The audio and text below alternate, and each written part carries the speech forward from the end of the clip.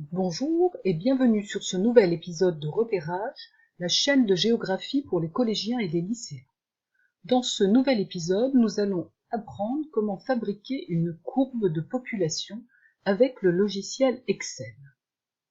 Et j'ai choisi pour cela de travailler sur l'évolution de la population aux États-Unis depuis 1790, c'est-à-dire à peu près depuis l'indépendance. Nous voulons fabriquer avec Excel un graphique qui a trois qualités. Il doit être clair, simple et rigoureux. Alors voilà le graphique que j'ai réalisé. Il est clair à mon sens, premièrement parce que les unités de l'axe des ordonnées sont en millions. Et donc, on voit très facilement que la population actuelle, en 2020, est d'à peu près au milieu de la graduation, d'à peu près 325 millions d'habitants, un peu plus. On voit très facilement, par exemple, si on veut savoir quelle est la population en 1950, j'ai un quadrillage très pratique qui me permet de voir qu'en 1950, il y avait environ 150 millions d'habitants. Et cette gradation de 10-110 est vraiment très pratique, elle correspond aux dates des recensements américains. Enfin, on a la source des données, US Census, c'est le bureau du recensement américain. Donc voilà les qualités qu'on demande à un graphique, une courbe claire, rouge, avec des marqueurs qui permettent d'identifier précisément les données, un titre, une unité. Alors pourquoi ai-je voulu construire cette courbe? Parce que sur Internet, j'ai trouvé dans l'article de Wikipédia cette courbe qui ne me plaît pas. Elle ne me plaît pas parce qu'il y a pas mal de défauts. Premièrement, ces coloris, vert, jaune, orange, rouge, ne servent absolument à rien. Deuxièmement, la courbe, elle s'arrête ici à 2010. Aujourd'hui, nous avons une estimation de la population pour 2020.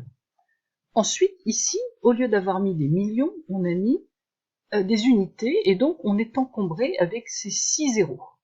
Et enfin, il n'y a pas de marqueur sur les courbes, donc si je veux me retrouver, comme tout à l'heure, avec la population en 1950, je vais avoir du mal visuellement à réussir à retrouver le bon axe et me retrouver ici à 150 000.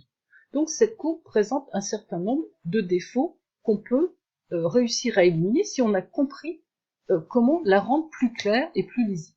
Sur Internet, j'ai également trouvé celle-ci, qui présente d'autres problèmes. L'axe des abscisses, ici, qui va de 1961 à 2009, est gradué de 2 en 2 avec des chiffres impairs. Pas très pratique. Et pire, l'axe des ordonnées est gradué en milliers. Donc le millier, c'est quelque chose qui nous oblige à faire du calcul mental. Quand je vois ici que la population est à 300 milliers, ça veut dire 300 000 milliers, ça veut dire 300 millions. Et donc effectivement, je vois qu'à peu près vers 2006, on est à 300 millions d'Américains. Et pourtant, ces trois courbes sont fondées sur les mêmes données, des données que j'ai trouvées sur Wikipédia et qui me semblent tout à fait utilisables, à condition d'aller vérifier dans la version anglaise, parce que pour un pays comme les États-Unis, les articles en anglais sont souvent beaucoup plus détaillés, et éventuellement de retaper les données à la main. C'est ce que nous allons voir en allant sur Wikipédia. Voici le début de l'article en français. Si on déroule cet article, nous allons trouver un tableau de chiffres. Le voici, ce tableau de chiffres, voici le début des données à l'époque coloniale, et voici la suite des données. Donc je retrouve bien la valeur que j'ai vue tout à l'heure, 1950, la population au recensement est de 151 325 798 habitants, c'est-à-dire à peu près 150 millions. Mais cette liste s'arrête en 2010. Voilà pourquoi je veux aller voir sur la version anglaise. Donc, voici l'article en anglais sur la démographie des États-Unis, qui est beaucoup plus long et plus détaillé. J'y retrouve la même liste avec les mêmes chiffres. Je reprends l'exemple de 1950, on a exactement la même valeur que dans le tableau français. J'ai maintenant une estimation pour l'année 2020, et j'ai une source très précise concernant la source des données, c'est-à-dire le bureau fédéral qui s'occupe des recensements. Le problème en anglais, vous le voyez ici, c'est qu'il y a des séparateurs de milliers avec des virgules, ce qui n'est pas la manière dont on présente les chiffres en français. En français, les séparateurs de milliers, ce sont simplement des espaces. Donc, je ne peux pas, sur Excel, saisir cette liste de chiffres en anglais parce que je ne pourrai pas obtenir les valeurs qui m'intéressent dans mon graphique français. Donc, je vais prendre la liste en français et la mettre sur un fichier Excel. Donc voici mes données dans une feuille Excel. Vous remarquez un petit détail. Je n'ai pas mis ici, dans la case A1, la mention date. Je n'ai rien mis. Par contre, dans la mention B1, j'ai marqué population. C'est un élément essentiel pour pouvoir utiliser la fonction insérer une courbe. C'est ce que nous allons voir maintenant. Mais avant cela, il va falloir régler un autre problème. Vous voyez que sur ce tableau, la population est en unités. Or, je voudrais avoir un graphique dont l'unité est le million. Donc, pour obtenir ça, je vais à mon tableau rajouter une colonne. Donc, je me positionne ici, je clique droit et je mets insertion. Et je vais écrire dans la cellule B2 égale, je vais sélectionner la case C2, je vais diviser par 1 million. 1, Enter, et effectivement, là, je vois 3,9 avec des unités. Je vais arrondir, parce que ça ne sert à rien d'avoir autant de décimales. Je vais arrondir ici, et je vais faire la même chose pour tout mon tableau. Donc voilà mon tableau, je prends bien soin ici de rajouter population million. Et je vais donc sélectionner les deux premières colonnes de ce tableau pour construire une courbe.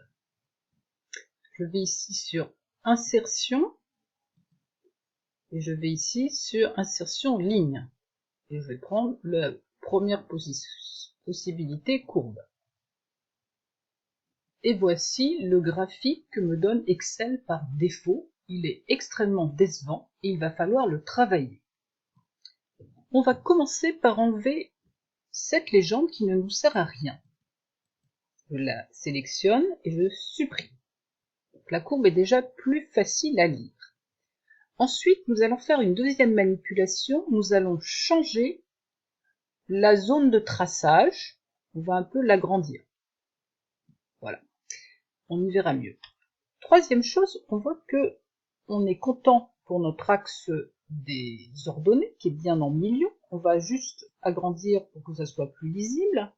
Par contre, notre axe des abscisses ne nous plaît pas, parce que la date ici de 1790 ne correspond pas avec, il n'y a pas d'intersection.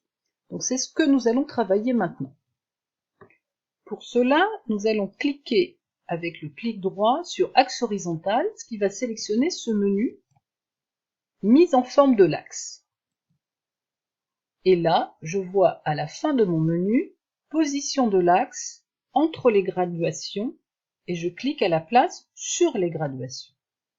Fermé, et voici le résultat. Effectivement, l'axe des abscisses est ici plus net. Ce qu'il manque aussi sur cette courbe, c'est un quadrillage. Donc je clique à nouveau avec mon clic droit sur axe horizontal, et je mets ajouter un quadrillage principal. Donc là, ça commence à être déjà beaucoup plus intéressant. Je vais agrandir un peu mes données pour les voir mieux. Il me manque les marqueurs qu'il y avait sur ma courbe initiale. Donc là, je vais aller sur clic droit sur la série population, et je vais obtenir ceci. Donc je sélectionne cette série, clic droit, mettre en forme une série de données. Et là, je vais avoir option du marqueur. Et j'en veux un prédéfini. Moi, j'aimerais avoir un rond. La taille me convient, 5. Ensuite, remplissage des marqueurs. Je veux un remplissage uni. Je le veux noir. OK. Ensuite, couleur du trait. Je veux un trait qui soit plein. Je veux qu'il soit rouge. Le style du trait, ça m'a l'air d'aller. La couleur de la ligne de marquage, je veux aucun trait. Et ça me suffira. Et donc, voilà ce que j'obtiens.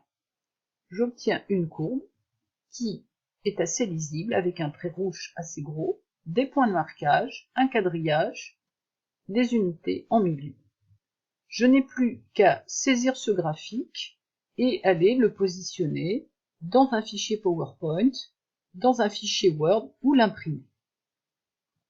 Donc, pour résumer, ce qui permet la lisibilité d'une courbe, c'est d'avoir bien réfléchi à l'axe des ordonnées et l'axe des abscisses, à avoir une unité pertinente, un quadrillage pertinent, un point d'intersection pertinent et des dates et nombres suffisamment lisibles. Et j'espère vous retrouver bientôt pour une nouvelle vidéo sur repérage où nous apprendrons d'autres manières de faire des graphiques Excel.